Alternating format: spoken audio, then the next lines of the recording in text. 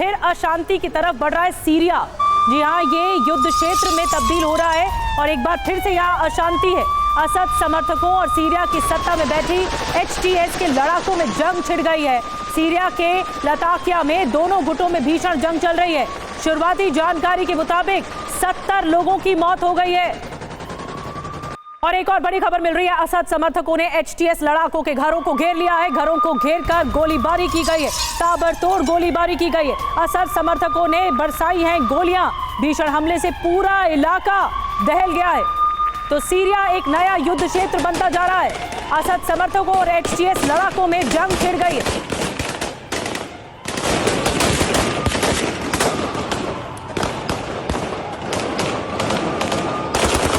तो असद के जाने के बाद सीरिया में सबसे भीषण युद्ध छिड़ गया। इस वक्त खतरनाक तस्वीरें हैं। रात अचानक असद समर्थकों ने धावा बोल दिया। एयरबेस पर कब्जे को लेकर शुरू हुई थी जंग। लताकिया के एयरबेस पर रूस का नियंत्रण है। UEM Jaipur is a perfect target for prospective students aspiring for good jobs, good education with future-ready skills. और दोनों गुटों के बीच आमने सामने की लड़ाई चल रही है और लताकिया नया युद्ध क्षेत्र बन गया है। युद्ध का मैदान। यहाँ पर एलेप्पो में भी झड़प हुई है लताकिया के साथ साथ। असद समर्थक भारी हथियारों से लैस दिखाई दे रहे हैं। हमले में रॉकेट लॉन्चर का भी इस्तेमाल हुआ है। जो एचटीएस का विद्रोही गुट बताया जा रहा है उसको काफी नुकसान पहुंचा है इस गोलीबारी में, जो जानकारी मिल रही है।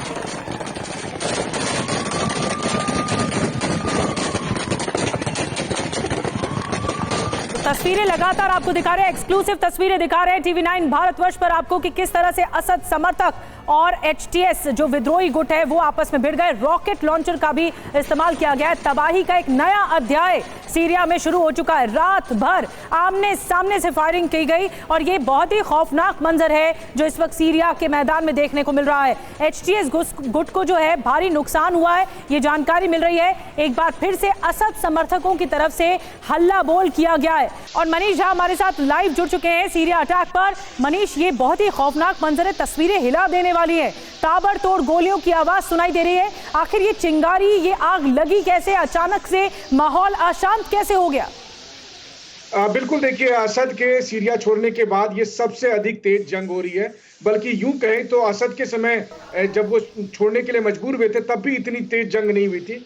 असद समर्थक जो अलवाइज कौम है उस पर लगातार सत्तारूढ़ एचटीएस यानी कि जुलानी की फौज लगातार उस पर अत्याचार कर रही थी, दमन कर रही थी। और ऐसे में अलवाइज को लगा कि अब इसके अलावा कोई उपाय नहीं है कि इसका प्रतिरोध किया जाए और इसका सामना किया जाए। और उसके बाद से अलवाइज ने एचटीएस समर्थकों के खिलाफ जंग छेड़ दी है, जिसका परिणाम आप देख रहे हैं कि से जो जुलानी समर्थक फौज जहां पर बैठी हुई थी उन मिलिट्री एसेट्स पर अब टारगेट किया जा रहा है, उन्हें अपने कब्जे में लेने की कोशिश की जा रही है। अहम बात यह है कि इस बीच में चाहे द्रुज हो, क्रिश्चियन हो या सिया कम्युनिटी के जो दूसरे और लोग हो, वो सब भी अब एचटीएस समर्थकों के खिलाफ अलग अलग इलाके में अगर आप कहें तो बगावत कर रहे हैं। और ऐसे में जुलानी की फौज कम पड़ रही है इन सब से निपटने के लिए। वहीं दूसरी तरफ द्रुज कम्युनिटी ने इजराइल से भी मदद मांगी है ताकि वो अपनी रक्षा कर सके और इजराइल ने वादा भी किया कि वो द्रुज कम्युनिटी की रक्षा करेंगे। तो कुल मिलाकर अगर देखा जाए तो सीरिया में एक नया केओस शुरू हुआ है।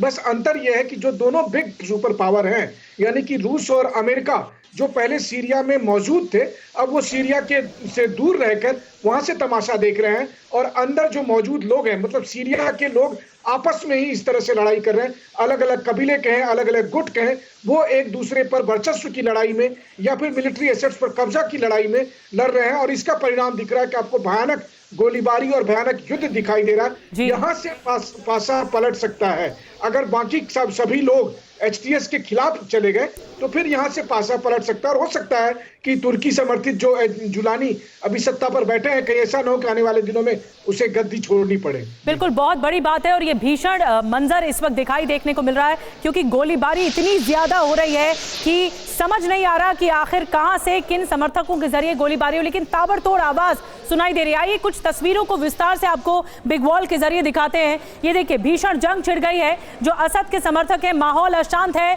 गतिरोध है, ये वर्चस्व की लड़ाई है। अल्लाहु अकबर। मनीष झा हमारे साथ मौजूद है। मनीष, ऐसा लगता है जिस तरह की तैयारी है, तमाम गोला बारूद पहले से ही तैयार करके रखा था, प्लानिंग के तहत ये अटैक हुआ है जो गृह युद्ध के हालात इस वक्त सीरिया में बन गए।